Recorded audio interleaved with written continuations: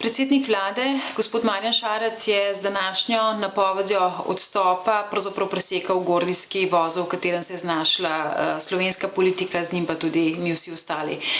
Videli smo, da je v pogojih delovanja manjšinske vlade pravzaprav res težko voditi neko pametno politiko, zato nismo zaznali neke resne strategije, neke pripravljenosti na več kot na populistične, všečne zakone, medtem ko za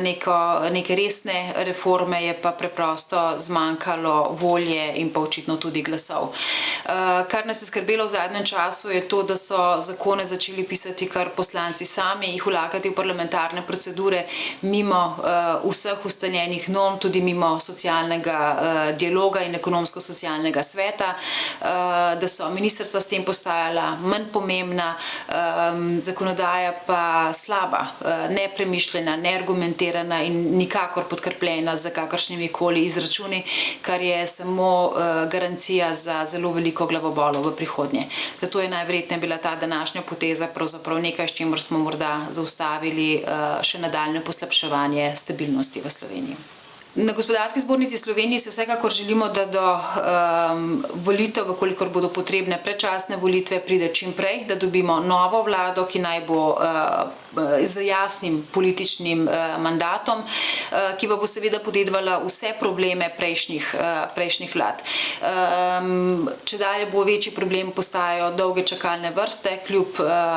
več denarja v zdravstvu, več zaposlenih v zdravstvu, se čakalne vrste nikakor ne skrajšujejo. In ocenjujemo, da tudi reševanje tega problema ni na strani financ, kjer smo videli, da pravzaprav lahko prestavimo iz enega žepa v drug, pa ne bomo za to sistemsko rešili ničesar, temveč je treba pogledati, kaj so vzroki za to.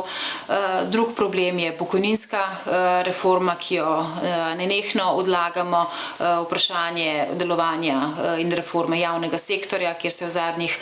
zadnjem desetletju zaposlilo 10 000 več ljudi, pa državljani tega ne občutimo skozi boljše storitve javnega sektorja.